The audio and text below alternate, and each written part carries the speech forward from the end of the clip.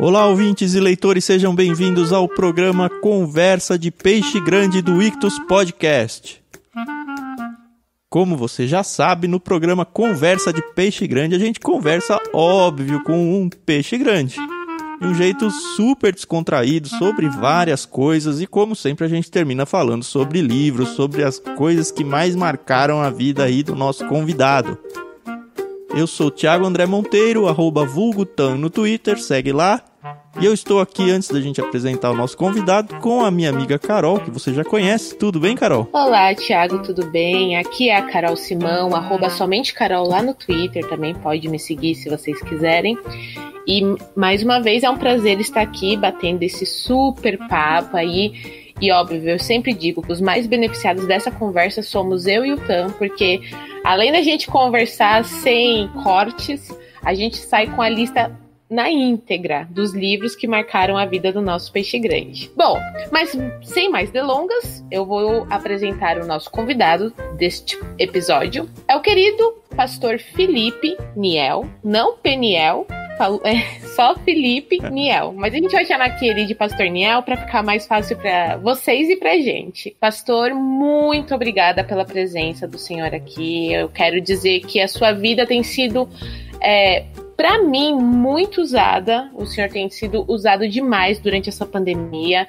Para quem não conhece o Pastor Niel, ele é um influenciador digital e dos bons lá no Instagram, tá bom? Então, tem sido muito bacana ver as perguntas e respostas que o pessoal faz para o senhor lá, a forma como o senhor responde, acompanhar aí um pouco do dia a dia e as mensagens, né, que o senhor coloca lá, os links pra gente assistir.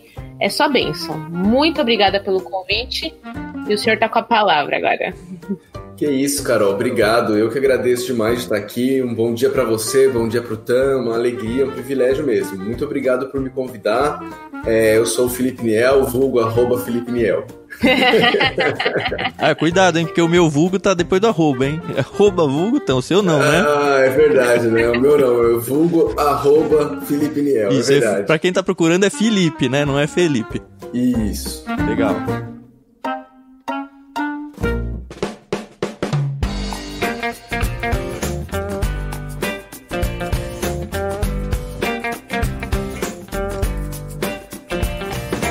Antes da gente conhecer aí o Pastor Niel a fundo, saber as indicações dele, a gente tem a nossa famosa brincadeira, o dicionário. Nessa brincadeira, cada um dos participantes traz uma palavra aí difícil, pouco conhecida, pouco usual. A gente vai se desafiar, nós já nos desafiamos aqui, e vamos apenas dizer as palavras para você, ouvinte, ter a curiosidade de ir atrás. Lembrando que cada palavra vai a um cupom de desconto que vale 10% de desconto na sua primeira assinatura em qualquer plano aí do Clube Ictus, tá Lembrando bom? que é a primeira mensalidade, hein, Carol? Não, senão a pessoa fica bravinha com a gente. É verdade. Mas vale tanto para os planos adultos quanto para o infantil. Então, começa aí você, então, me desafiando, que eu já sei que é. Beleza, então eu vou desafiar a Carol com a fácil palavra untuoso. Talvez de todas as palavras que você já me desafiou, essa realmente seja uma das mais fáceis, o que me preocupa. Porque a gente dá uma relaxada e se a gente esquece de usar a palavra, a gente paga a prenda aqui, Esse é o meu objetivo. Mas ninguém tinha me falado dessa parte da prenda, não, hein? Na verdade, pode ser uma opção, pastor. Ou você pode dar R$1.000 pro Ictus, ou você pode fazer um trava-língua. Aí fica a seu critério se você não usar essa palavra. Mas a verdade é que pouquíssimos convidados não usaram a palavra até hoje. Então a gente tem certeza que o senhor vai usar. Já foi, sei lá, uns 2 anos de podcast e 2 pessoas só até agora. Então a lista é pequena. Isso. Vai continuar pequena. Okay. Tá bom. Então a palavra para mim é untuoso e eu vou desafiar o Pastor Niel com a palavra aplastado. Aplastado, isso aí me lembra a palavra abestado. Mas... que você também pode usar, mas não vai valer. Não é isso não, aplastado, interessante, muito boa a palavra. Eu vou desafiar o Tam, mas a minha palavra vai ser um pouquinho diferente, eu vou usar uma palavra que eu gosto demais, que eu amo, que o pessoal que me acompanha lá no Instagram conhece, é a palavrinha Hesed, é uma palavra hebraica. Isso, Hesed. E foi tão legal porque eu tive a oportunidade de mostrar toda a minha erudição aqui procurando essa palavra no dicionário em grego e não achava de jeito nenhum, né? É bom que a gente avisa aqui antes que essa palavra é obrigatória pro meu uso, porque aí ninguém vai me achar que eu tô sendo, o cara aí é arrogante, fica falando no meio aí palavras soltas em hebraico. Então é só porque eu fui desafiado, tá bom? Tá bom, tá. Mas é uma palavra legal, me ajudou muito, porque eu tava comentando aqui que nas leituras bíblicas que eu faço, eu percebi o uso dessa palavra na língua portuguesa. E eu não vou dar o significado, você faça a sua busca, mas a tradução dela não é uma palavra só, é um conceito, né? E é um conceito lindo. Então, e esse conceito ele vai aparecendo várias vezes na Bíblia. E toda vez aparece, depende da tradução que você tá, com o mesmo conjunto de palavras. Eu falava toda vez, poxa, esse conjunto de palavras é tão recorrente, provavelmente no original é uma palavra só, e de fato é então Hesed. Mas beleza, momento dicionário encerrado aqui, vamos entrar a pergunta inicial que a gente faz para todos os peixes grandes. Pastor Niel, quem é Niel por Niel?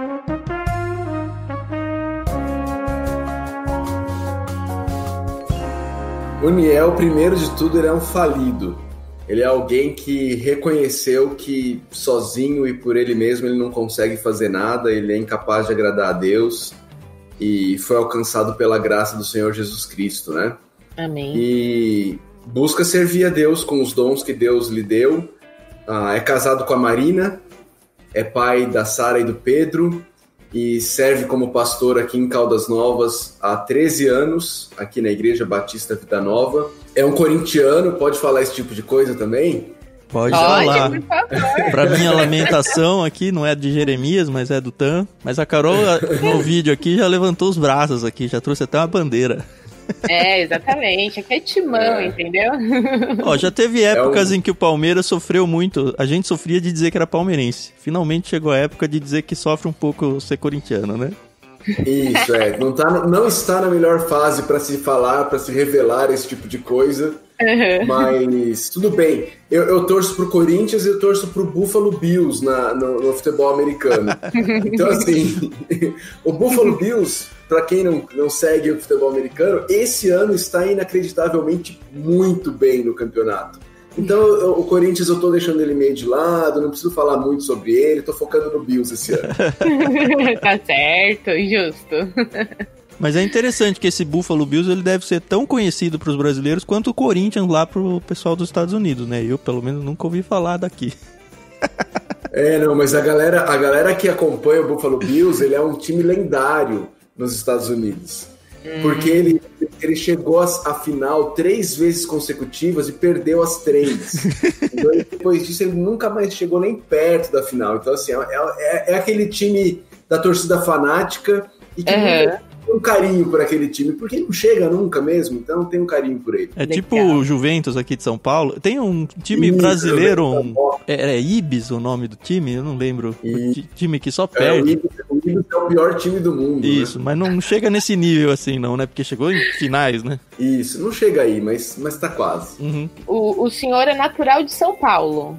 Eu sou paulistano, nasci aí em São Paulo, morei em São Paulo até os 8 anos de idade. Aí a gente mudou para Atibaia, pertinho aí de São Paulo. Eu vivi até eu terminar o seminário. A sua conversão se deu em São Paulo, né? Pelo que a gente estava conversando. E aí o senhor foi para um dos seminários que para mim quando eu estava na minha época de seminário, eu não cheguei a estudar lá. Aliás, eu nem cheguei a conhecer lá. Meus pais vivem indo em acampamentos por lá, falando, você precisa ir lá conhecer, porque é lindo. Eu tenho alguns amigos que estudaram lá. Eu sei que ele é super top de linha, assim, em questão teológica. Eu tava falando, acho que num outro podcast recentemente, da preocupação que alguns seminários têm de não só apresentar academicamente a teologia, como também e talvez até principalmente em cuidar da vida espiritual dos seus alunos. E eu sei que lá no Palavra da Vida, né, que é onde o senhor se formou, eles têm muito essa preocupação. Sim, eu tive a oportunidade, o privilégio de estudar lá. Eu morava em Atibaia, né? Então a gente tinha já esse envolvimento muito forte com a Palavra da Vida. E realmente o seminário lá, ele é constituído em cima de um tripé de estudo, vida e ministério. Então realmente o aluno para se formar lá, não adianta ele tirar 10 em todas as matérias. Se ele reprovar no setor vida ou se ele reprovar no setor ministério, ele não forma. e eles realmente têm isso é uma filosofia mesmo, muito que está cada vez mais difícil de se manter por uma questão de custos, né? Porque para você ter essa filosofia, você precisa todo mundo morar lá. E morar lá tem um custo, né? Então, é difícil. Não sei se é para aí que caminha a educação teológica e a formação pastoral no Brasil. Mas foi uma filosofia muito usada por Deus por muitos anos, sem dúvida. O senhor chegou a ser interno lá, não? Mesmo morando em Atibaia? Sim, você tem que ser, Tan, tem que ser. O aluno lá, ele não pode, mesmo morando em Atibaia, ele não pode ficar na casa dele. Ele tem que ir morar no campus, tem que ir morar lá. Que interessante. Legal. E aí, depois de formado, o senhor foi para os Estados Unidos? Na verdade, assim, parte do processo lá no Palavra da Vida é que o último ano você tem que fazer um estágio antes de se formar. Se você está fazendo um curso pastoral, você tem que fazer um estágio numa igreja. Se você está fazendo um curso de missões, você tem que fazer um estágio missionário. E aí, esse estágio também é avaliado como parte da sua formação, né?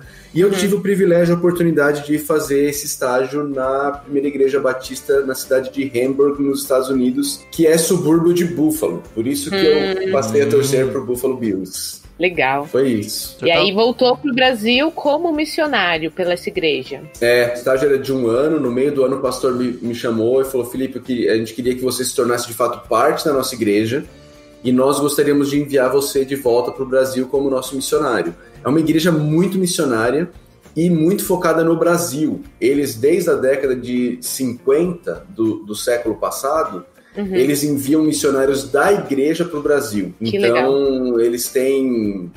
Infelizmente, os missionários foram morrendo por idade e tudo mais. Mas hoje eles ainda têm, além da minha família, outras 3 famílias que eles da igreja lá que são missionários aqui no Brasil. Tem uma pergunta pessoal nisso aí. Quando a gente fala de missões americanas para o Brasil, e a gente, tanto eu quanto a Carol, a gente viveu muito esse contexto, a gente notou que, pelo menos no início do movimento, né, tinha aquela questão do missionário americano vir para o Brasil, constituir ali a sua igreja. Junto com ele, obviamente, acaba vindo muito da parte da tradição, da liturgia americana. E aí, conforme os anos se passam, a gente percebe até uma ânsia deles de passar essa bola para o Brasil, no sentido de, olha, vocês não tem que estar com a cultura americana aqui, vocês têm que estar com a cultura brasileira aqui. E aí sempre, não sei se sempre, mas em muitos casos, tem meio que uma dificuldade de fazer essa transição cultural entre passar a bola de quem acabou fundando ali a igreja, ou seja, o missionário, a sua família missionária, passar a bola para um povo brasileiro nato. O fato deles terem mandado você, brasileiro, para cá, você acha que teve um pouco a ver com isso? Na questão de que, na cabeça deles, em vez de eu mandar um americano para lá, para depois ter essa transição necessária, eu já vou preparar um brasileiro que já tem toda a cultura brasileira, que a gente conhece, confia e consegue abençoar, para falar, você vai ser o missionário, entre aspas, aí, o missionário americano, que na verdade não é americano, e já vai pular uma etapa aqui. Ou eu que tô viajando? Não, é mais ou menos isso mesmo, Tan. Eu sou muito, muito grato aos missionários americanos que vieram e continuam vindo pro Brasil, mas especialmente aqueles que vieram numa época que, cara, para você receber uma carta da família, né, ter alguma notícia era algo que demorava meses. Muito grato, mas de fato o pastor dessa igreja, ele percebeu que me enviando para cá, ele pularia aí muitas etapas, ele pularia um processo de aprendizado de língua, de cultura, de fazer relacionamentos e tudo mais, e aí ele resolveu fazer isso e a gente tem caminhado super bem. Sem dúvida, existem países no mundo em que a gente tem que enviar estrangeiros para lá, porque ainda não tem ninguém lá que possa fazer isso. Mas eu realmente vejo com muito bons olhos a ideia de alguns países onde você já tem pessoas ali capacitadas, tirar essas pessoas de lá ou treiná-las lá mesmo e depois reinseri-las ou mantê-las lá, porque elas realmente vão ter uma facilidade muito maior de alcançar o povo, né? Na verdade, eu não tinha uma pergunta, era mais uma curiosidade, porque nós estamos tão acostumados a ter missionários americanos, né, sendo mandados por igrejas americanas para o Brasil, E eu vou dizer que eu acredito que o senhor seja um dos primeiros que eu conheço. Eu conheço brasileiras que casaram com americanos e se tornaram missionárias, mas eu acho que eu nunca tinha visto um brasileiro vindo por uma igreja americana como missionário no Brasil. E achei isso fantástico. Eu também não conheço nenhum outro caso. Eu creio muito na providência divina. A história começa com esse pastor vindo com um grupo de adolescentes para o Brasil, para Bauru, para fazer uma viagem missionária. Uma dessas garotas se apaixona pelo Brasil, resolve estudar no Palavra da Vida. Na mesma época que eu estava, ela acaba casando com o meu melhor amigo, ticam para essa igreja. Eu vou para lá e aí acontece as coisas. Então, assim, foi muito providencial na maneira como aconteceu.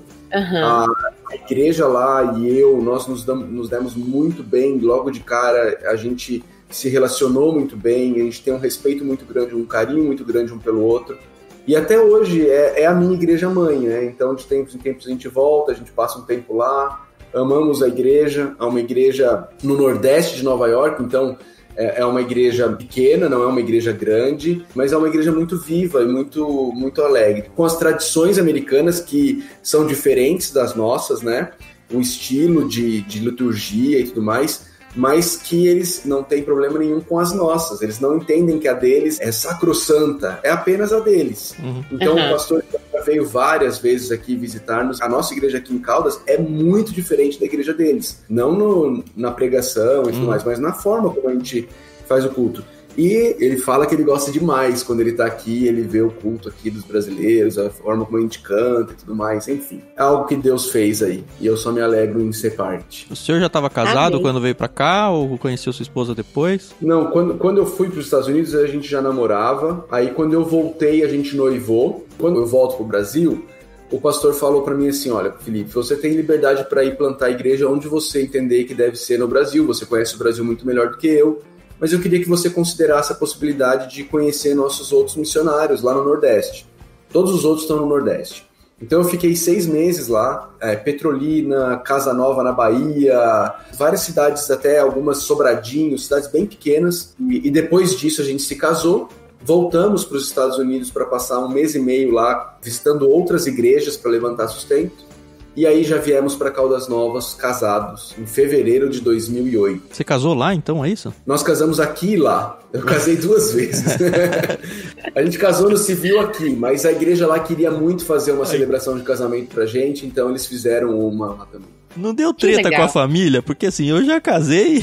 Eu sei o que é o negócio de não convida não vai convidar o tio, que tem a avó, que tem não sei quem. Aí você fala, vou casar em outro país, quem quiser ir vai, foi isso? Não, mas eu casei aqui também, né? Aí no casamento daqui, aí foram os tios, avós, padrinhos, não sei o que, tarará. Agora lá não teve ninguém daqui, lá era só a igreja lá mesmo. Foi muito bom. Teve o custo de 2 festas aí, já pensou? Meu Deus. Deus é bom, aqui o pai da noiva pagou, lá a igreja pagou, pronto. Olha que beleza. Sensacional. Que legal. Ouvindo essa história, assim, realmente, eu também não conheço nenhum caso desse, assim. É como a Carol falou, o caso mais perto é um casal de... O marido é de um país e a esposa de outro, e acaba funcionando. Eu acho impressionante o fato de você ter ido levantar sustento em igrejas de lá e não de igrejas daqui, sabe? O senhor é missionário ainda, de lá. Eu sou. E outra coisa que me surpreendeu muito é que você falou, a igreja de lá é pequena. 1 minuto depois você falou, eles falaram pra gente se relacionar com os missionários deles aqui no Brasil. O que já mostra muito o coração missionário dessa igreja, porque não é com o, é com os. Então já são vários, uma igreja pequena, sustentando vários. E se você tá no Brasil aqui, você sabe que poucas igrejas têm essa visão de que, olha, uma das nossas prioridades tem que ser o envolvimento missionário. Normalmente a igreja vai atrás primeiro da construção, depois do sustento do pastor, depois do sustento da equipe pastoral. E aí um dia, se sobrar dinheiro, a gente pensa em sustentar com R$100 uma pessoa. Quando eles me enviaram para o Brasil, a minha família foi a 6ª família de missionários no Brasil que eles estavam apoiando. Que legal. E todos os outros 5 são pessoas da igreja também, que saíram de lá e foram enviadas para o Brasil pela igreja. Não foi assim, o cara é de uma igreja, passou aqui, pediu sustento, a gente passou a dar $10 por ele. Que é visão, é isso que você falou, é visão de plantação de igreja missionária que acabou ficando também na nossa história aqui como igreja.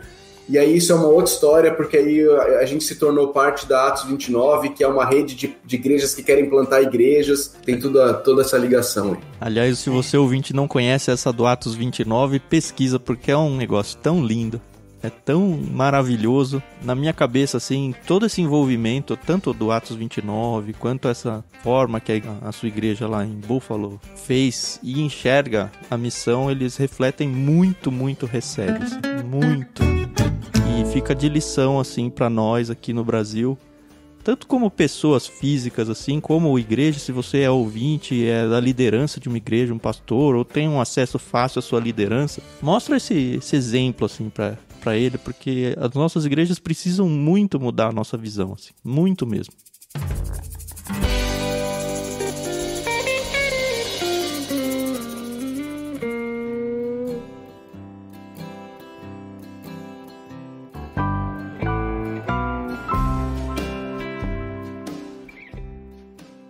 Durante a pandemia, pastor, quais têm sido as suas dificuldades ministeriais? Eu estou perguntando isso porque a gente percebeu que durante a pandemia, muitas igrejas, principalmente aqui no Brasil, que acaba sendo a nossa realidade, sentiram dificuldades em estarem presentes na vida dos seus membros, seus congregantes.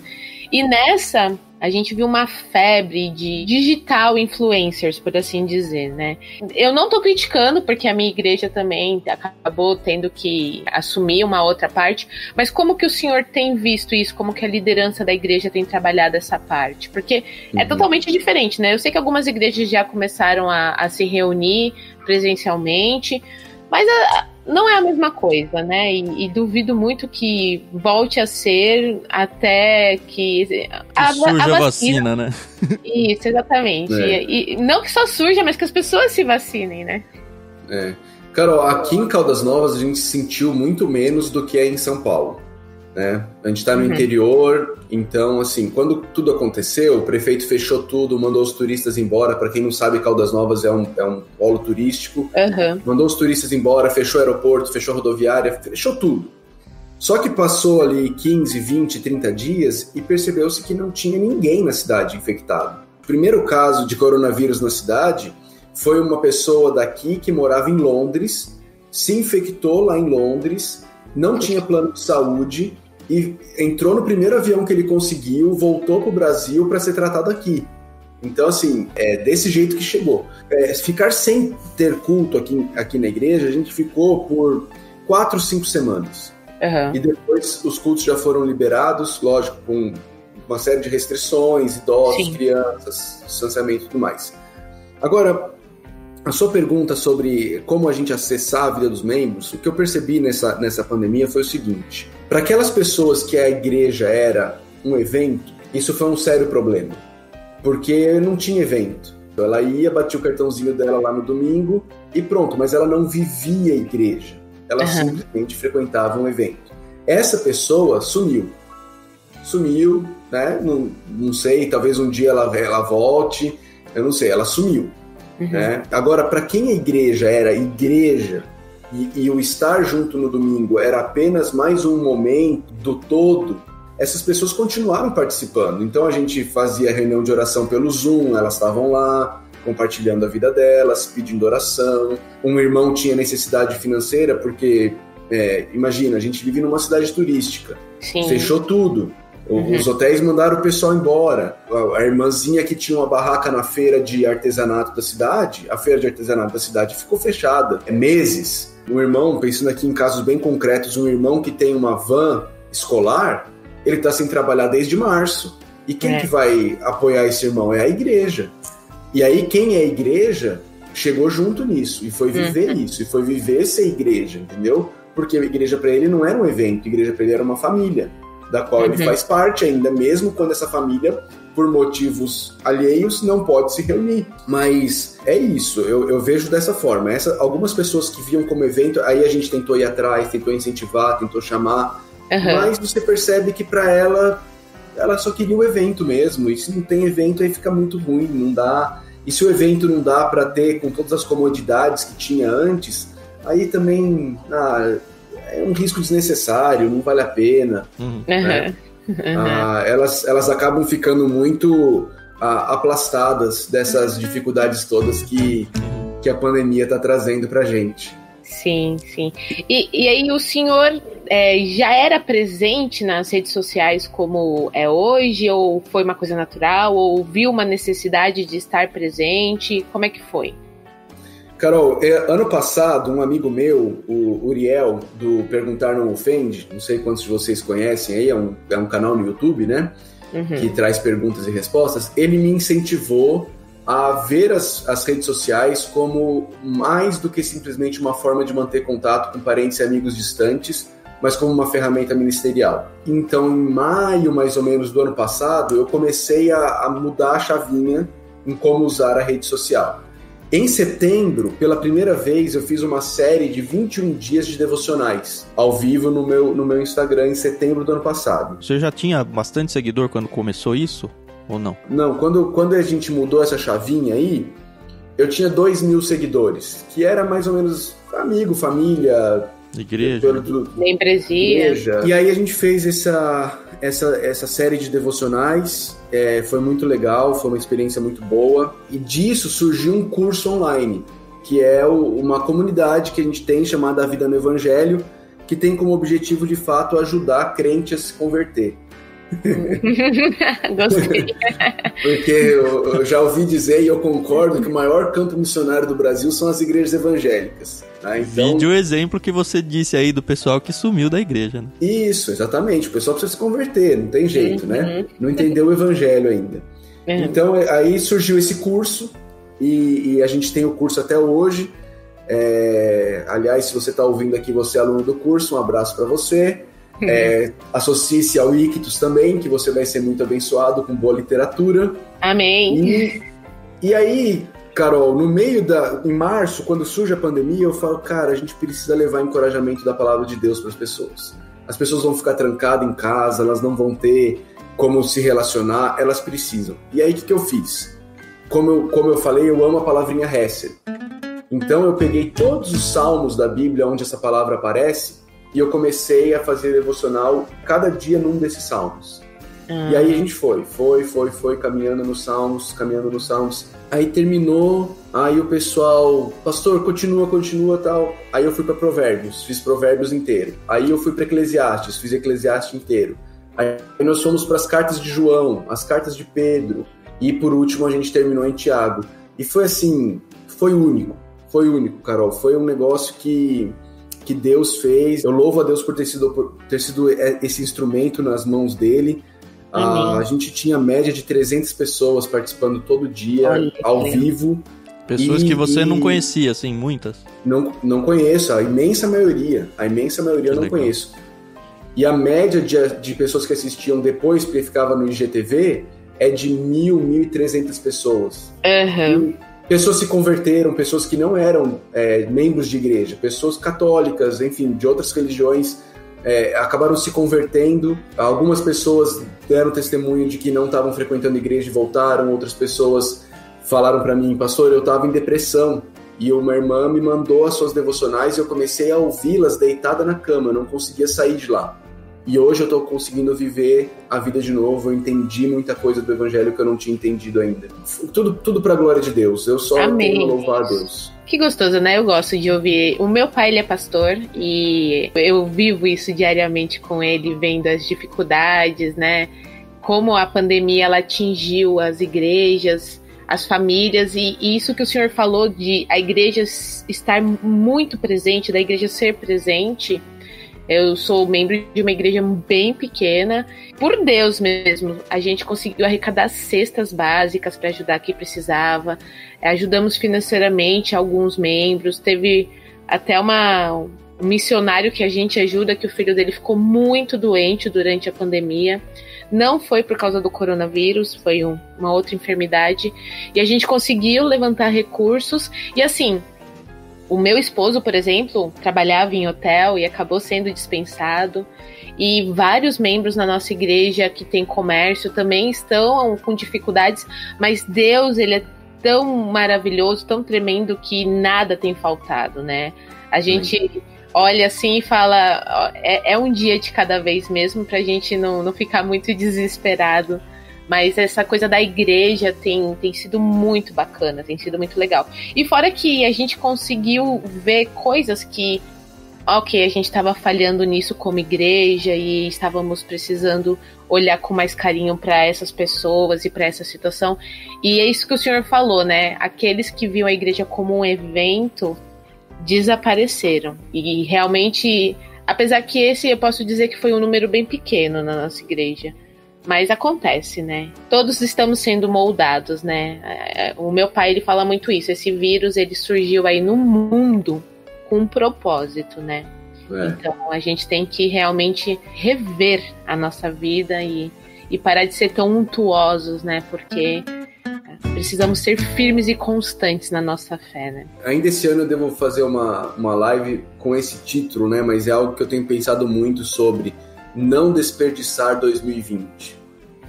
2020 não foi um acaso, 2020 foi plano de Deus nas nossas vidas e a gente tem várias lições que a gente precisa tirar desse ano e eu tô pensando sobre elas e em breve quero compartilhá-las. O próprio Reset seu aí, eu acho que ele é muito tema recorrente, como você já sacou no início da pandemia, mas se a gente for fazer aí a retrospectiva, né? Estamos chegando perto do final do ano aí, de 2020. A gente vai com certeza olhar para a televisão, para as mídias e falar, o ano que não existiu, o ano que foi cancelado, para usar o termo da época aí. Mas ao contrário, a gente viu, óbvio, muitos casamentos que estavam falidos já acabarem. Mas quantos casamentos, pelo fato da comunhão forçada, né? Por conta do isolamento, eles foram restaurados. Quantas vidas com Deus, e aí a forceps, né? Muita, como foi o caso da senhora que você mencionou aí, que entrou em depressão. Mas eu realmente acredito que o mundo estava precisando de um chacoalho desses para acordar. A gente vê a história de Israel, por exemplo, quando tá tudo bem, ele vai se entregando aos deuses, vai se entregando. Você vê ele se voltando aos olhos a Deus a partir do momento em que Deus manda uma nação para conquistá-los, ou uma praga, ou alguma coisa desse tipo. E a gente teve a oportunidade de reconstruir laços que estavam quebrados, reconstruir laços com o próprio Senhor. E eu acho que foi, como você falou, uma oportunidade. 2020, para quem perdeu 2020, perdeu 2020. Porque é a chance de você reconstruir os seus valores até, reconstruir o seu caráter, reconstruir os seus relacionamentos. E é uma loucura pensar que a gente está falando isso em novembro, né? Quando em março todos nós estávamos desesperados. Como que a gente vai ver? A gente pôde experimentar, cada um no seu contexto de igreja, o que foi um pouco a igreja de Atos, naquela questão de um ajudar o outro, de um estender o braço, de entender que, olha, você perdeu seu emprego, o outro perdeu sua renda, a minha renda foi pela metade porque eu não perdi o emprego, mas eu tenho meio período agora, e a gente ainda assim depende um dos outros, e mesmo assim a gente não pode se abraçar, sabe? A gente não pode estar perto para consolar fisicamente o outro, mas a gente conseguiu sobreviver tudo isso ajudando uns aos outros. Eu achei isso lindo, achei maravilhoso. E agradeço de verdade a Deus por ter dado a oportunidade de viver isso. Eu tô com a minha família presa em casa desde março. Eu não vejo meus pais desde março. E meu pai passou por hospital 2 vezes bem grave. Ele acabou de sair do hospital de novo, assim. Eu por várias vezes pensei que eu não veria o meu pai mais. Eu não sei ainda se eu vou ver o meu pai. Ele mora em outra cidade e a gente continua nessa de guardar ele de contaminação. Mas meu coração tá quebrado, assim, não vê, e fico naquela, não vou, e ao mesmo tempo, se eu for, de repente eu acabar atrapalhando tudo, sabe? Eu ainda não sei meio como lidar com isso. Ainda assim é um jeito de Deus tratar as nossas vidas e cuidar de nós. Isso ele tem feito.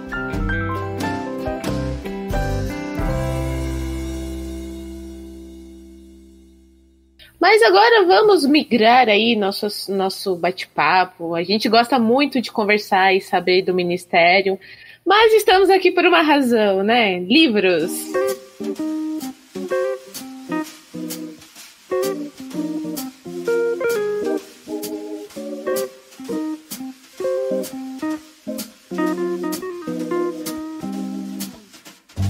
Queremos saber do senhor como que surgiu a literatura na sua vida, o gosto pela leitura.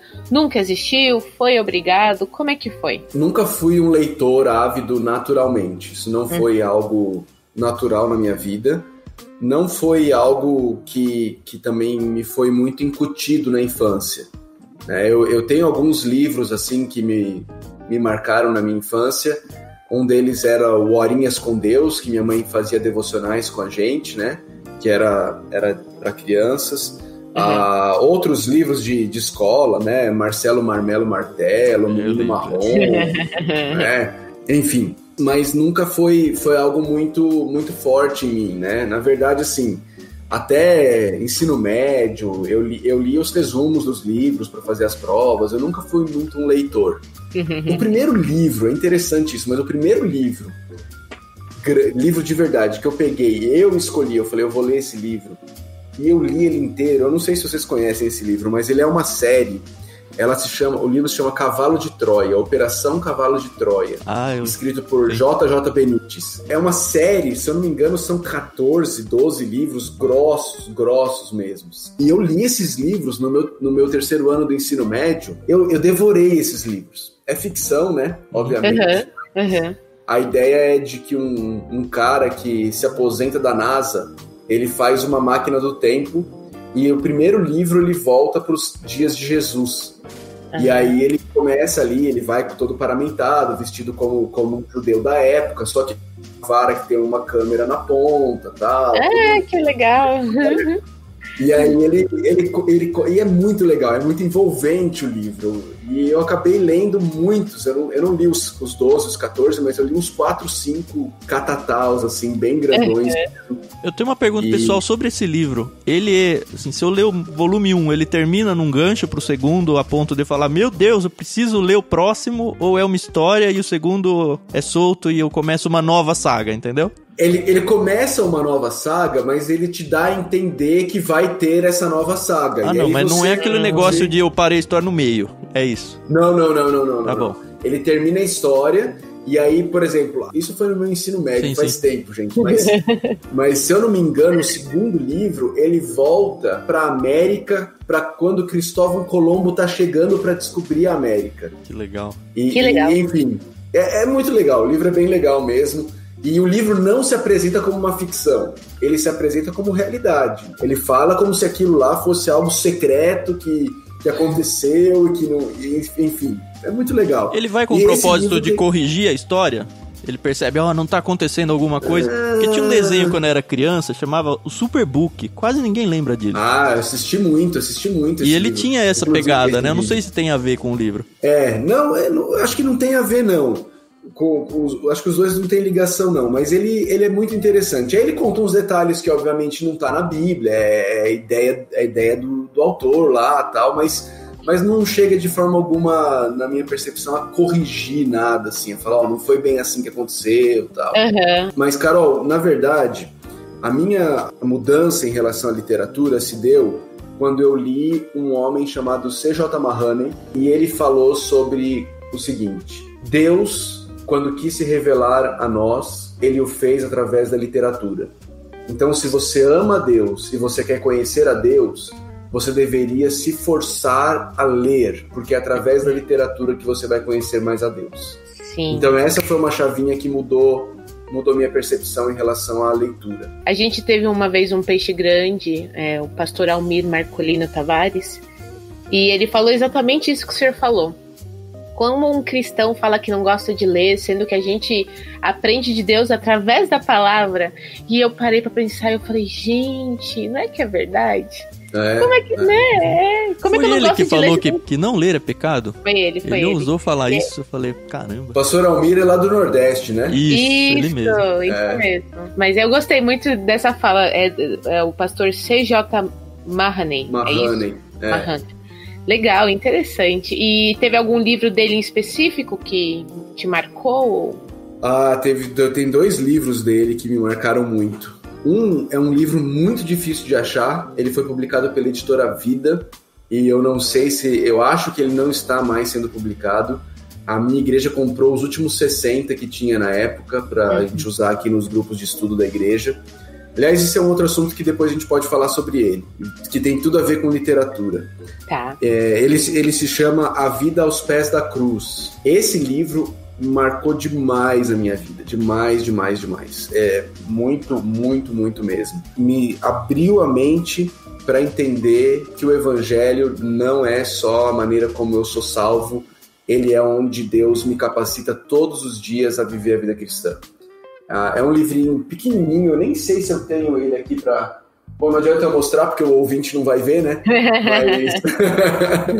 Mas eu tenho ele sim, eu só precisaria achar ele. Mas ele marcou muito a minha vida. E eu falei que a gente comprou os últimos 60, porque aqui na igreja os nossos grupos pequenos, eles funcionam na base da literatura. Nós compramos um livro para todos os membros que estão envolvidos nos grupos pequenos, um livro por semestre, e eles leem esse livro juntos e se reúnem uma vez por semana para conversar sobre o que eles estão aprendendo no livro que eles estão lendo, né?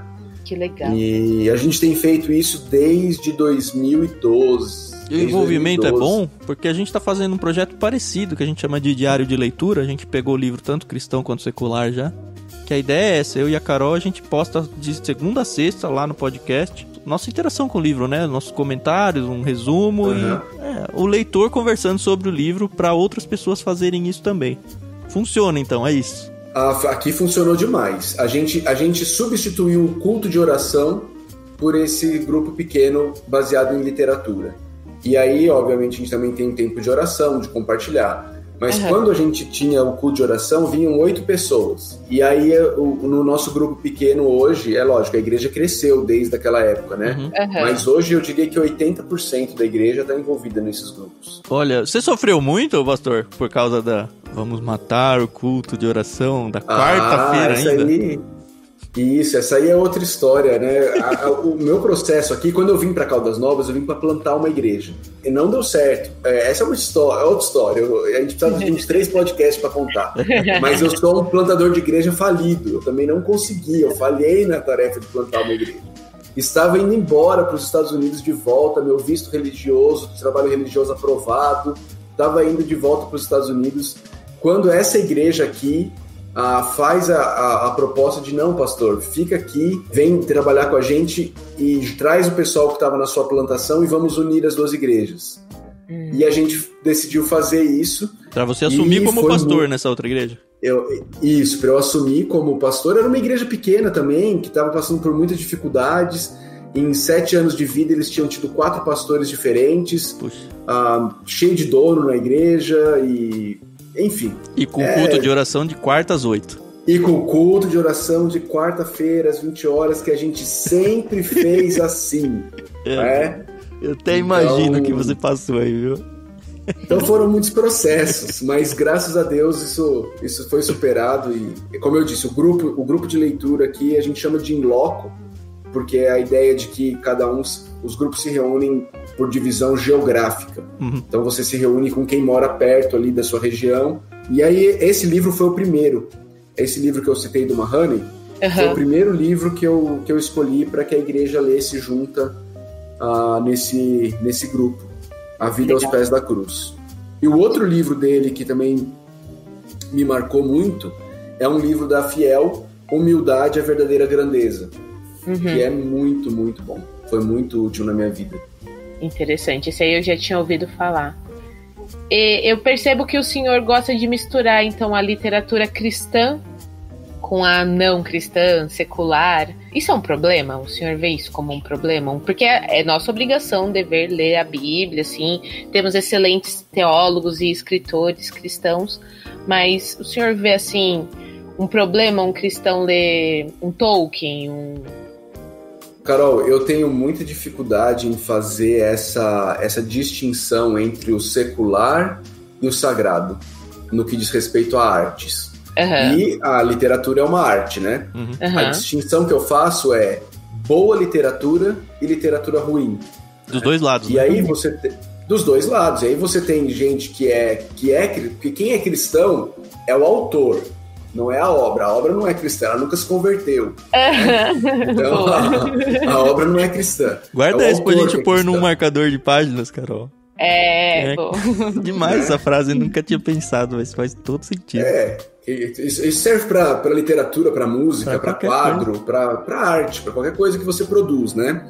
Então, você tem autores cristãos produzindo porcaria, você tem autores cristãos produzindo coisa boa, você tem autores não cristãos produzindo porcaria e autores não cristãos produzindo coisa boa. Sim. E o que define o que é coisa boa? O que define coisa boa em termos de conteúdo é se aquilo ali encontra eco, encontra apoio nas verdades de Deus, no que Deus disse que é. Se aquilo lá ecoa o que Deus disse que é, então aquilo lá, em termos de conteúdo, é muito bom. E tem um monte de autor que não encontrou o cristianismo ainda, mas que por causa da graça comum é capaz de colocar ali no papel muitas verdades que, se ele for para a Bíblia, ele vai ver que está lá, né? Ele nem percebe, né? Interessante isso. Ele nem sabe, sabe. Quando eu tava fazendo devocionais em Eclesiastes, eu brincava com o pessoal, eu falava assim, como por exemplo, disse aquele famoso teólogo Raul Seixas, e aí eu citava uma música, por exemplo, Ouro de Tolo, do Raul Seixas. Ouro de Tolo do Raul Seixas é Eclesiastes. Ele fala, olha, eu conquistei tudo, eu moro aqui em Ipanema, eu tenho não sei o quê, eu deveria estar satisfeito, mas eu não tô, né? O que é isso? É Eclesiastes, as coisas desse mundo são incapazes de satisfazer o teu coração, né? Se você viver apenas dentro desse horizonte, você não vai conseguir. E na literatura da mesma forma, né? Você lê e você precisa ter esse senso crítico de avaliar o que você lê à luz da palavra de Deus, né? Olha, por mim, a gente acabava até por aqui, porque... Não, eu preciso de livros pra pôr no kit. Você tava brincando aí que a gente tem assunto pra vários podcasts, a gente tem um outro programa que chama Café com Prosa, que não tem essa obrigação de escolher livros aí, que é justamente isso, é um café com prosa. Então já fica o meu pré-convite aqui pra você voltar com a gente e a gente bater papo e você contar os seus causos aí. Vamos marcar. Tem muito.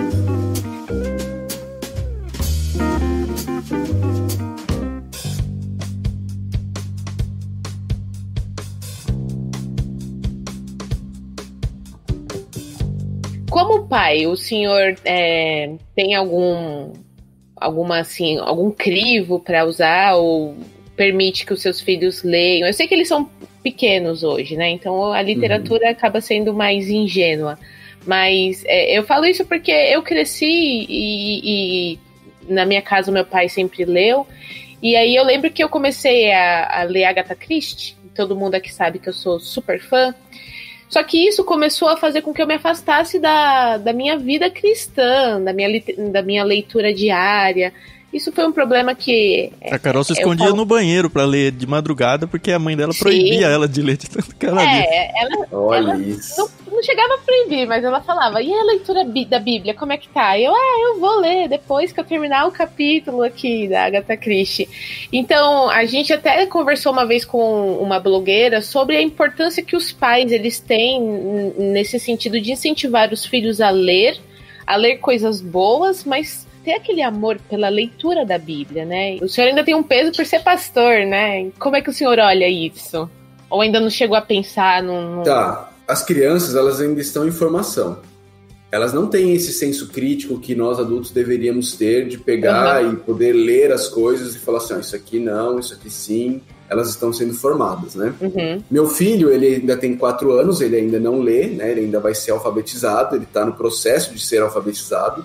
Mas a gente lê para ele toda noite. Essa é a minha tarefa, né? Quando eu não estou em casa, obviamente não sou eu que faço, é minha esposa. Mas eu estando em casa, essa é uma das minhas tarefas. Eu coloco para dormir, leio para ele uma história bíblica e oro com ele antes dele dormir. E a gente faz isso na esperança e na expectativa de que ele crie o hábito e crie o gosto pela leitura, né? A gente é carente, eu creio. Vocês falaram até que vocês no Clube Ictus têm uma caixa para crianças, né? Que vocês enviam. Eu creio que em termos de literatura cristã, nós ainda somos muito carentes no Brasil de boa literatura cristã para criança, né? É verdade, a gente tem uma dificuldade muito grande de conseguir material cristão direto. Normalmente é aquela biblinha de criança, e aí tem de todas as idades e só. Tem uma bíblia da CPAD que eu gosto demais dela. ela se chama As Histórias Bíblicas de Jesus. Não sei se vocês conhecem, ela foi feita pela Sally Lloyd Jones. Eu não sei se ela tem algum parentesco com Martin Lloyd Jones ou não, mas se eu não me engano, ela tem o prefácio do Tim Keller. Ela é uma Bíblia muito legal. Por quê? Porque todas as histórias dela, ela mostra como aquilo ali tem um gancho com Jesus, tem um gancho com a história da redenção. Qual que é o título dela, só para anotar aqui? As Histórias Bíblicas de Jesus. Gosto muito dessa. E aí eu uso outras que não tem em português e eu vou fazendo a tradução simultânea, assim, né? Eu vou lendo e falando em português com meu filho, traduzindo para ele. Esses dias atrás, eu vi um material muito legal que o PNO indicou no Instagram deles, que eu achei muito interessante. Eu comprei, eu ainda estou esperando chegar, eu ainda não recebi.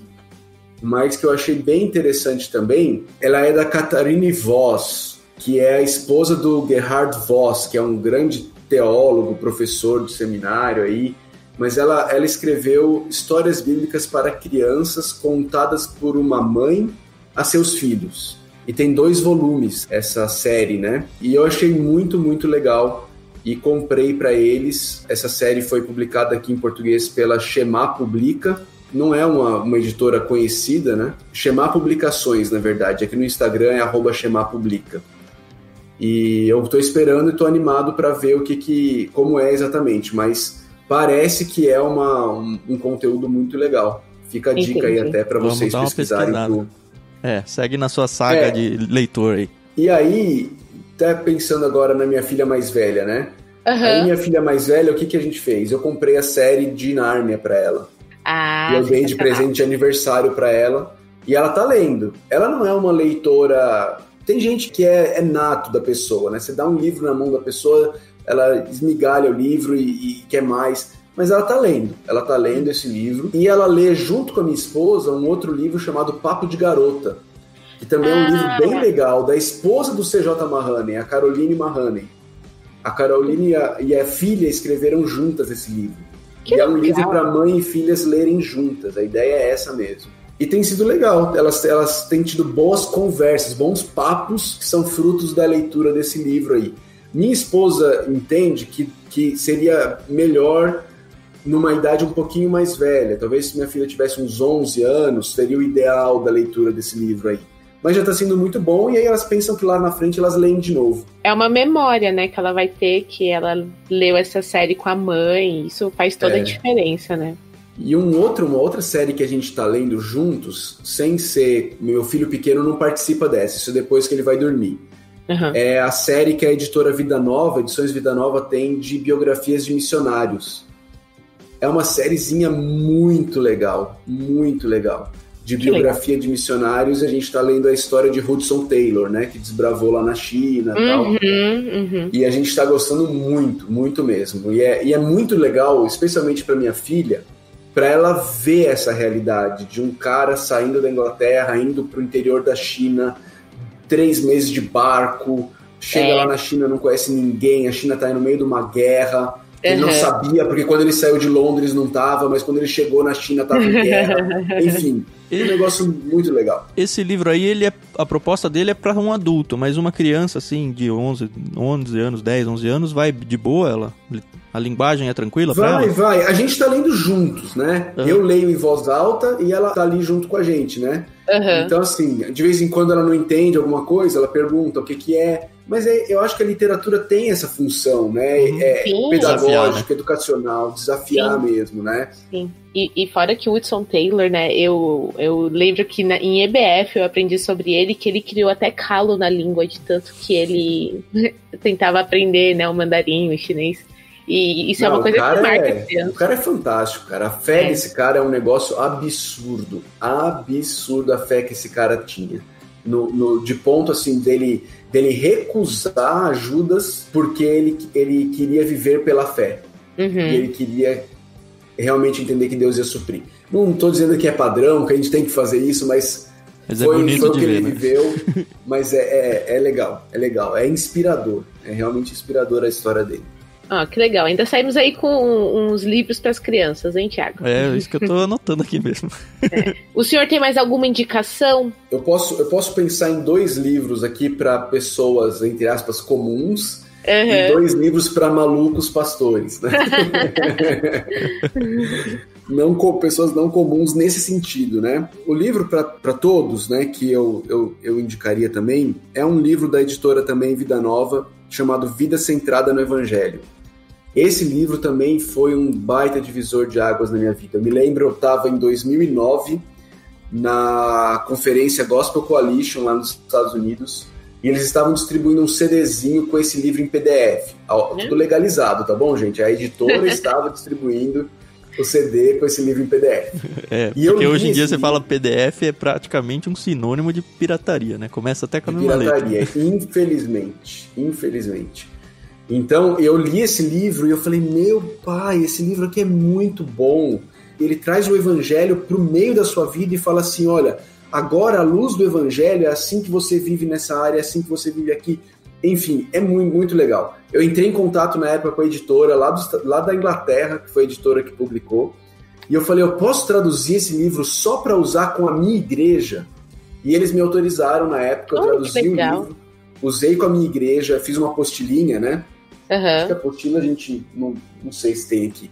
Mas enfim, usei com a igreja. E aí, anos mais tarde, o Fabiano Medeiros, que é editor lá da Vida Nova, eu indiquei esse livro para ele e eles publicaram esse livro lá em Edições Vida Nova. Ele é um livro que vem com um manual de grupo pequeno, então dá para usar ele com grupo pequeno. É muito legal. Muito legal. A Vida Centrada no Evangelho. Um outro livro, muito legal também, é um livro do Paul Tripp, da editora Cultura Cristã, chamada Em Busca de Algo Maior. Resumidamente, qual é a ideia do livro? Eu e você temos a tendência de criar os nossos pequenos reinos e de viver para os nossos pequenos reinos. E o Paul Tripp quer desafiar essa ideia e nos chamar a viver para o reino de Deus, para a glória de Deus, mostrando que isso é algo muito maior e que nossos corações anseiam por esse algo maior, que a gente não sabe que é a glória de Deus e o reino de Deus, e por isso a gente fica tentando criar os nossos próprios reinos. Livraço do Paul Tripp, livraço. Em busca de algo maior. Esses são os livros para as pessoas comuns que eu indicaria, Carol e Tan. Para o pessoal que pensa em ministério, eu queria deixar só uma indicação. Também é um livro de Edições Vida Nova, também é do Paul Tripp, chamado Vocação Perigosa. Se você está no ministério pastoral, se você é um seminarista, se você é alguém envolvido com o ministério de alguma forma, você precisa ler esse livro chamado Vocação Perigosa. Você precisa ler. Ele é fantástico, fantástico. É daqueles que dói de ler. É um mal necessário. É um mal muito necessário. É muito bom, muito bom, muito bom mesmo. Preciso falar de um outro livro, porque esse outro livro, ele é da editora Nutra Publicações. Não sei, ela não é uma editora muito conhecida, mas tem eu tanta conheço bem preciosidade lá. Ela é demais. Mas acho que do cristão médio, assim, ela não é uma editora muito conhecida, né? Eu gosto porque ela é uma editora baseada numa igreja, e aí eu gosto de coisas baseadas em igrejas locais, e o conteúdo que eles publicam é fantástico, é simplesmente fantástico. Eu poderia assinar embaixo e indicar todos os livros deles, mas eu queria destacar um, colocando o seu passado no devido lugar. Colocando o seu passado no devido lugar. Esse livro é muito importante para pessoas que precisam lidar com questões que aconteceram no seu passado e que você não consegue sair daquilo ali. Você continua preso naquilo ali. Esse livro, escrito pelo Steve Viers, pastor da Igreja Batista da Fé em Lafayette, no Indiana, é fantástico, é fantástico. Eu tenho usado esse livro especialmente com mulheres que sofreram abuso sexual no passado. Esse livro tem sido uma ferramenta muito, muito importante nesse processo com essas mulheres. Interessante. Acho que essa é a primeira vez que um livro assim é indicado aqui, e é isso, a gente nunca vai conhecer toda a literatura que existe e o que pode nos ajudar, né? Isso é muito bom. Satisfeito, Thiago? Nunca, né? Nunca tô. A brincadeira que eu faço com a Carol recorrente é que a lista de livros a gente lê e olha pra trás e tem mais livro do que tinha antes, toda vez. A lista de livros lidos é muito pequena perto daquela que a gente tem que ler. E só vai crescendo, né? Não tem jeito. Agora, quem quiser uma lista ainda mais completa, no meu site, eu tenho uma página do site que é só de livros que eu indico. Tá? É avidanoevangelho.com/livros. Bom, a gente agradece demais, pastor, aí as indicações de livro. E a gente quer só terminar agora com meio assim, Marília Gabriela, um bate-volta, sabe? Jogo rápido. Não precisa nem justificar as respostas, é só bem rápido mesmo. O senhor tem alguma meta de leitura no ano? Meta de leitura no ano. Não números de livros. A minha meta de leitura é mais em termos de tempo lendo do que números de livros lidos. Eu tento fazer isso, eu não estou dizendo que eu faço, tá bom, gente? Eu tento ler 1 hora por dia, eu tento ler um dia inteiro na semana e eu tento ler uma semana inteira no semestre. Certo. São tentativas. Isso aí é copiado de algum... Quem que era que fazia isso? Acho que o Randy Cook contou isso pra gente. Como é que é o nome do Príncipe dos Pegadores lá? O Charles Spurgeon que fazia isso. Pode ser. Eu li do Joshua Harris. Eu aprendi isso com ele e tentei absorver pra minha vida. Esse último caso aí, uma semana no semestre, é assim, você para uma semana só pra ler, é isso? Eu tento tirar pra ler. Essa é a minha pergunta, se é viável, se é possível fazer um negócio desse, porque me parece uma insanidade tão louca dentro da correria do dia a dia, falar, essa semana aqui eu vou fazer só leituras. Principalmente se você tem família, esposa, filhos e enfim. Sim, mas Thiago, não é que eu leio 24 horas por dia Não, eu sei, semana. mas é que o dia, por uma semana inteira, é dedicado à leitura. É isso que eu entendo, né? Isso. Pastor é mais fácil fazer isso. Porque leitura faz parte do meu trabalho. Eu tenho que ler. Isso é parte do meu trabalho. Então eu dedico as minhas horas de trabalho à leitura. Com exceção, obviamente, das coisas que eu tenho que fazer, como liderar grupo pequeno, liderar reuniões, pregar, mas meu tempo de escritório, eu uso ele, eu bloqueio aquela semana para ler. Não quer dizer que eu faço isso sempre, todos os semestres. Eu tento. É uma meta. Isso aí. Prefere o livro físico ou digital? Eu gosto muito do livro físico e gosto muito do preço do digital. Boa, excelente. Você é rabiscador de livro, pastor? Rabiscador de livro, totalmente. Total. E de Bíblia? Mesmo. Também, nossa, gosto demais. Inclusive... A cara de felicidade da Carol é legal. Aguenta aí um pouquinho. Eu não sei se vocês conhecem isso aqui, mas isso aqui é muito legal. Ó. É uma sériezinha que a Thomas Nelson fez junto com a Livraria Cristã da Família. E aí eles fizeram os livros da Bíblia e eles fizeram assim, ó. É uma página, é o texto bíblico, outra página é em branco, para você poder coisar. É coisa recente isso? Eu acho que é. Eu acho que é recente isso aqui. Então aqui você tem Tiago, 1 e 2 Pedro, só nesse livretinho. Aí aqui tá ali o resto do Novo Testamento, mas tem o Novo Testamento inteiro aqui, ó. Que Atos, legal. Hebreus, 1, 2, 3 João, Judas, Apocalipse, tá ali o resto do Novo Testamento. Eu gosto de anotar, gosto de rabiscar, de fazer ligação das palavras na Bíblia, né? O Thiago perguntou isso porque o meu pai, ele não gosta. Ele tem a Bíblia que ele lê e ele fala, não é pra riscar a Bíblia. É um manuscrito do Mar Morto, aquele negócio. Ele não pode nem... Ele tem isso, e eu lembro que eu gosto muito de frisar, e quando ele viu minha Bíblia, ele ficou muito escandalizado. Como você tá riscando a Bíblia? Ainda bem que a Carol já é casada, já saiu do jugo dele, né? A gente tem aqui na igreja um outro grupo de literatura que eu faço com potenciais líderes, né? E aí esse outro grupo, a gente lê um livro por mês e se reúne. E aí nesse grupo desse ano tem um rapaz que é assim, ele não marca nada nos livros. Ele não marco, não pode rabiscar e tal. Aí o pessoal fica meio na dúvida se ele realmente lê o livro. Mas ele lê. Como é que o senhor olha, assim, esse papel de curadoria? Nós aqui como clube, a gente sempre tenta chamar servos e servas de Cristo, de Deus, para nos indicar livros, né? Então, vocês são nossos curadores. Como é que o senhor olha isso? Com bons, maus olhos? Isso não é necessário? Ou como que é? Fundamental, porque realmente o cristão médio, ele não tem a cultura da leitura. E ele não sabe o que ler. Você fala, você precisa ler mais. Aí ele fala, lê mais o quê? Lê mais, né? Ele não sabe. Então, por exemplo, esse trabalho que vocês fazem é o que eu faço com os grupos pequenos da minha igreja. Eu escolho bons livros e falo, gente, leiam isso. Isso vai ser bom para você.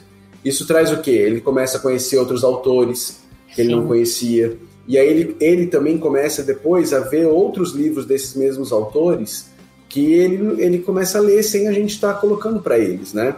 Então, esse trabalho ele é muito importante, muito, muito importante, de escolher bem boa literatura e colocar na mão da igreja. Uma coisa que eu tenho percebido, Carol, o fato da gente mudar o curador, nessa ideia do peixe grande, aconteceu meio sem querer, porque eu não tinha planejado isso, mas foi bem claro para mim. O fato de mudar o curador, e a gente vai para vários contextos de curadores diferentes, a gente estoura bolhas toda hora. Porque, assim, óbvio que tem aqueles livros que quase todo mundo indica, mas a gente descobriu, por exemplo, O Demônio do Meio-Dia, sobre a depressão, com um cara que trabalhava com capelania. A gente descobriu os livros aqui que o pastor Niel colocou pra gente, do Paul Tripp lá, pra usar um exemplo que pouca gente conhece, né? O livro do Paul Tripp, da cultura cristã, ou até o do Nutra lá, do Vyers, coisa que você não acha na livraria do shopping. E uma pessoa que indicou um livro A não vai indicar o B, mas a gente vai até outra pessoa que indica o livro B e não indicou o A. É muito legal isso. Exato. É isso que eu ia comentar, que é incrível como tantas entrevistas que a gente faz, e a lista tem os que se repetem, mas é uma lista de livros desconhecidos por nós, né? E que deveriam ser conhecidos. Né? Posso fazer uma pergunta aqui também, ou não? Vai, claro. Por favor. Qual que é o livro? Tem aí um que vocês pensam se vai ser livro toda hora volta. Esse livro toda hora volta. Como autor, C.S. Lewis, quase todo mundo. Quase todo mundo. Ou Nárnia, ou Cristianismo Puro e Simples. Que a gente nunca mandou, né? O Cristianismo Puro e Simples. Nunca. Mas assim, Crônicas de Nárnia surge em 99% das vezes que a gente conversa. Seja por indicação para as crianças como para os adultos. Mas C.S. Lewis, depois da Bíblia, é o que é mais citado. O próprio Agostinho... O interessante do Agostinho é que muita gente indicou o Confissões, e até hoje acho que ninguém indicou o Cidade de Deus. Talvez um tenha indicado, mas eu tô esperando chegar a indicação dele ainda. Mas é o mesmo autor, né? Impressionante. Muito bom. Isso aí realmente que você falou, Tom, é muito legal. Porque vocês vão diversificando a caixa de vocês, né? Sim. Muito legal isso. Sim, e até pro nosso gosto pessoal, né? Eu conheci muitos autores nessa... o Tozer, por exemplo, eu conheci nessas indicações. E tem aí outra coisa que você percebe a cosmovisão de quem tá indicando. Por exemplo, a gente conversou com o Cacau Marx. Eu já conhecia ele pessoalmente. E ele indicou o Processo, por exemplo. Acho que foi o único que indicou. E pra mim não é surpreendente ele indicar, porque eu já conheço ele pessoalmente. Mas mesmo que eu não conhecesse, eu já ia saber um pouco do Cacau pelo livro que ele indicou. E assim, a mesma coisa está acontecendo com o Niel, a mesma coisa acontece com vários. A gente olha o Randy Cook indicando aquelas biografias que ele indicou pra gente lá no começo. Ninguém quase indica biografia, mas a gente já percebe que ele é um cara... Assim, eu tenho esse negócio de construir a pessoa com base no rosto dela até. Muitas vezes, infelizmente, eu erro, mas normalmente mais acerto do que erro. E eu tô começando a criar a característica e o hábito de construir quem é a pessoa baseado naquilo que ela diz pra mim que gosta de ler. Legal isso. As nossas literaturas nos constroem, com certeza. Com certeza. E nos entregam também, né? Talvez. Sim.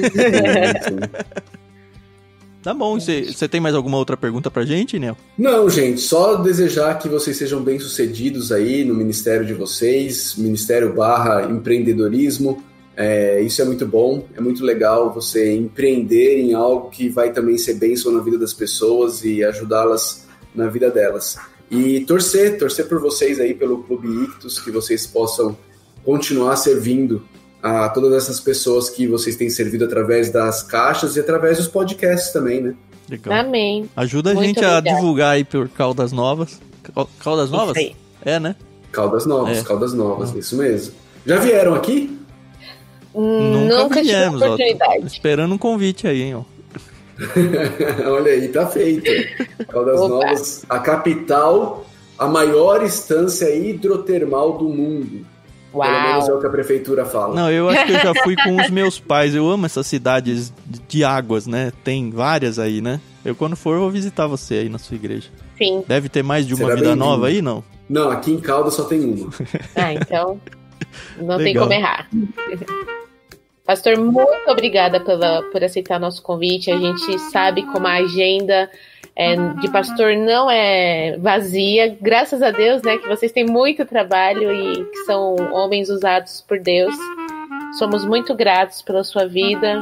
Vamos também orar pelo seu ministério. Eu só tenho que agradecer mesmo por ter separado aí essas 2 horinhas, um pouquinho mais, para conversar com a gente. Sim, foi muito precioso mesmo. Muito obrigado, foi um prazer conhecer e todo o carinho que você dispensou pra gente aí, sem palavras. Eu que agradeço, gente, de verdade. Muito obrigado pela oportunidade, viu? Um abração para todos os ouvintes também. E se você então tá com a gente até aqui, muito obrigado, ouvinte, por chegar junto com a gente. Você já sabe que para se associar ao Clube Ictus, tem que acessar clubeictus.com.br, lembrando que Ictus se escreve com 2 Hs, hein? I-C-H-T-H de novo, US. Você pode encontrar os nossos podcasts lá em ictus.com.br ou na sua plataforma de áudio preferida aí.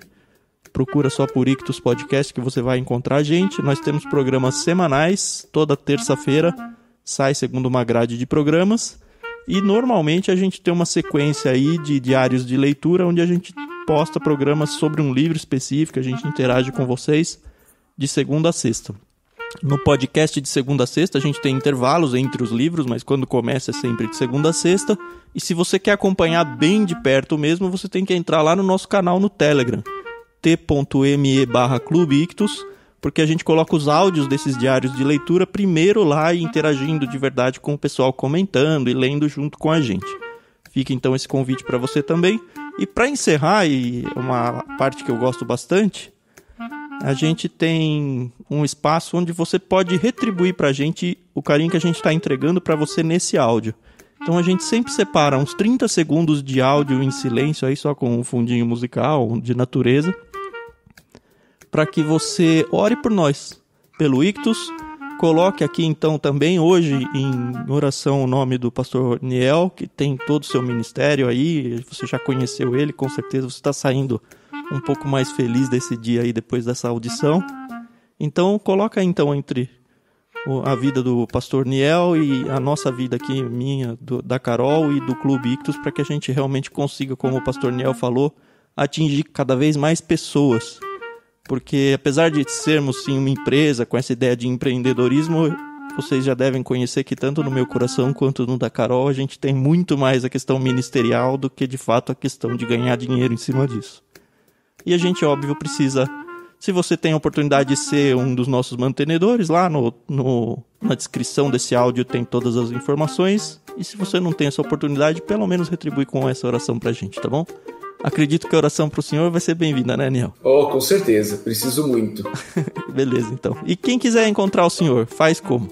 Em redes sociais? Arroba Felipe Niel. Arroba Felipe Niel. A rede social que eu tô mais ativo é o Instagram mesmo. Eu não consigo me ficar bem no ambiente do Twitter. Eu acho ele muito pra mim. Muito tóxico. Isso. Eu prefiro ficar quietinho lá no Instagram. E pra quem tem a oportunidade de visitar vocês aí lá na cidade de vocês, qual é o endereço da igreja? A maneira mais fácil é você entrar no Google Maps e colocar Igreja Batista Vida Nova. Porque aqui a rua chama Rua 8, só que tem um monte de Rua 8 na cidade. Então, entra no Google Maps, coloca Igreja Batista Vida Nova, vai te trazer aqui. Ou vai levar você na igreja do Niel, ou vai levar na minha igreja aqui em São Paulo. Ou em alguma das 60 milhões de igrejas Vida Novas que tem por aí. Mas se você estiver em Caldas Novas, vai te trazer aqui. Aí é única, né? Legal, então muito obrigado, ouvinte. Não esquece aí, 30 segundos de oração pra gente. E até a próxima. Obrigado.